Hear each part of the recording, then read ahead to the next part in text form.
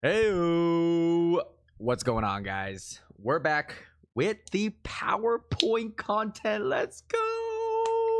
Woohoo! All right, I get asked this very often. Andy, my character doesn't seem to do a lot of damage. Can you check my uwu?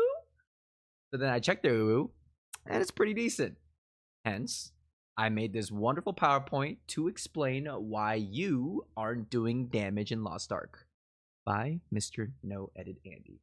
All right, number one, not using abilities with intent. So I know there's a lot of word vomit here, but let me guide you through the process, okay? So first thing is mobility. When you're using your skills, you got to know what are your mobility skills. These are your skills you move or to reposition. That way you don't spend your time wasting your time left and right clicking all over the place. Now I'm giving you a beautiful example here. The scenario. Lucy is a Soul Eater main who did not look at what her skills even do functionally. Lucy Asteroses into the boss, then Vestiges out. Lucy is now far away from the boss and now has to do the walk of shame to be back in range of the boss. So other honorable examples are, use Demonic Shadowhunter QRA skills to reposition. These are mobility skills. You can use Striker's LTS or Tiger Emerges to reposition. These also move you to a specific direction. I hope you get the idea. If you don't, leave something in the comments. But basically, know your skills that are mobility so that you can move around without having to waste so much time left, right clicking. Number two, adrenaline stacking. Figure out the quickest and most cost effective and most damage combo to get to 6 stacks the fastest for your class. Please do not send out your big skills before 6 stacks. Please. I see this so often. People just cast whatever skills that are in their arsenal and then they just and then it turns out, like, let's say for a Soul Eater, like Lucy, for example, she throws out her guillotine skill at 5 stacks. You just wasted adrenaline. And adrenaline is very expensive. And so please get to 6 stacks before you use your big skills. Otherwise, it doesn't matter. All right, next. Timing. All your skills have different cast times and whatnot. Use appropriately based on the situation. So the scenario. Lucy, still a Soul Eater main, she notices that the boss is about to phase and a cutscene will follow. But Lucy is in Deathlord mode. What to do? Lucy panics and decides to throw her guillotine because that is the highest damage skill she has, so better than nothing, right? Wrong. Lucy is so wrong. Grandma can run a mile faster than guillotine and come down. So yeah, use skills that are more appropriate based on the time that you have. A really good example I can think of is in Mortem Gate 1, right? Like after you finish the whole stagger and you go into the portal, the Thaymine just like shows up for like half a second, right? If you time it correctly, you can get some damage down there. Otherwise, oh well. But I would never like use my death order or whatnot unless I know the exact timing to get that little bit of gauge. Then okay, sure. But then for the most part, I time my guillotine so that it hits at the perfect time when it comes out for like that half second. Stuff like that. You just have to like time things and know all of your cast or like the what is it the cast times of all your skills to a T. And then finally, immunity. But I think it gets its own section, so more on that later. All right, we got number 1 done. Number 2, not using synergy skill at 100% uptime. Now you might be like, Andy, this is so obvious. Of course, you silly goose. Brother, the amount of logs that I had to look at, and definitely my friend's log, okay, not my log. We're a good boy, of course, guys, right? Aegeus, if you're listening, of course, I'm a good boy. But definitely my friend's meter. It took me a while to find a log where it was basically great. And the reason why this Glavier had bad numbers for the Soul Eater and Berserker was because they died. but as you can see, 99.6%, they were doing near 100% uptime. So everybody here, I had to find a log where everybody's to just show you guys that it is possible to do near 100% uptime. You know, at least attempt for 90 plus uptime.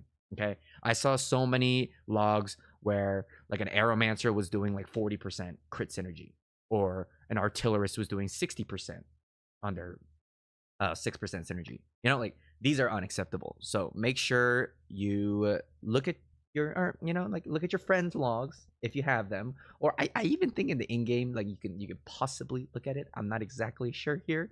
But basically, you know, be mindful. You should have basically an internal clock in your mind of how long your synergy skill is, like how long it lasts, and then to reapply it every time so that it's ideally at 100% uptime. Like, you know, for example, this Deathblade here, 99.3, 99, basically 100% uptime.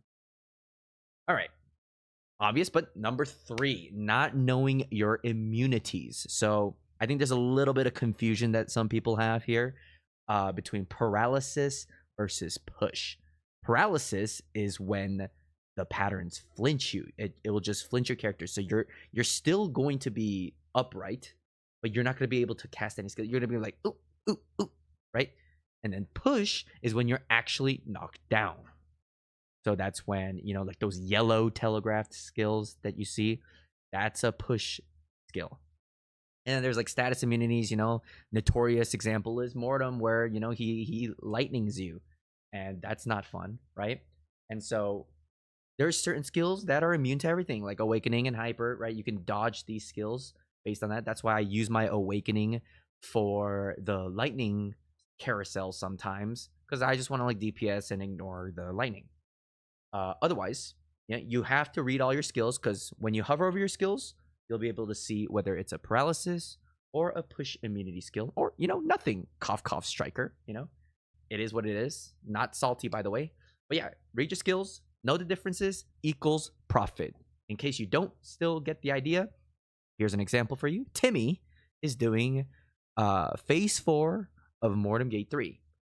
The big giant lightning man holds 2 fists together. Timmy recognizes that this is a giant slam pattern. Timmy also realizes that since it's P4, there's not much area left, and if he does not dodge this, he will fall off the map. Timmy notices he's a broken-ass class like DB that has a push immunity skill, right? Not a paralysis, push immunity skill on his turning slash and also on his surge. Using any of them will prevent him from getting knocked down. I mean, he can even use spacebar. Spacebar is also able to dodge that. Spacebar actually dodges status immunity too. So in this case, he wants to dodge the push skill, which will knock him down and possibly fall off the map. So then he will use these, and then now Timmy is the hero of Arkesia we all aspire to be. Let's all be like Timmy. All right, and finally, number 4, randomly throwing skills. Now this is similar to number 1 intent, but I gave it its own as well because I see this way too often. Even veterans, actually, all of these that I've seen, all 4 of these are what I see from even veterans, by the way. And so I figured I had to make this video. Now, I don't know if they're gonna learn or whatever, but it is what it is. But here's the scenario. Johnny finally RMTs his sidereal weapon on Soul Eater and happily goes into a Brelshaza Gate 2 to do maximum DPS. However, as he's sending out his pink skills in Deathlord mode, Brelshaza decides to ballerina dance to the other side of the map. Johnny misses his pink skills. Instead of buying his mom a car, Johnny now wasted $50,000 being an absolute noob. Don't be like Johnny. So basically, the reason why I say this is because I see so many people in the end game content. I mean, even I'm guilty of it too, technically, right? When I'm lazy or whatnot, and I just don't turn my brain off, I'm not thinking. But if you want to really test your limits, you know, the biggest complaint is, oh my god, all my skills missed. The boss moved. Right? This is why we don't like when the boss goes up in the air and does whatever, right? because then we were not able to cast our skills. So it's a very common thing that I see from specifically burst classes, because when you're a burst class, your burst matters. So if you miss your burst, then it's basically GG, right? So what I would suggest is to actually look at what the boss's initial pattern is before you cast your burst skills, right? If Brashalza decides to be a ballerina and move for the first pattern, then you got to recognize that and okay, let's not send out guillotine out right away because Brashalza is moving somewhere else, and so we're gonna wait and then we're gonna cast guillotine so that we're guaranteeing that many billion damage is hitting. But anyways, guys, I figured I'd make this quick video. Thank you guys so much. It's been a pleasure to make that PowerPoint. It definitely stirs some memories. So maybe we'll do this again. I miss it. I definitely miss doing YouTube content. There's just been a hectic day.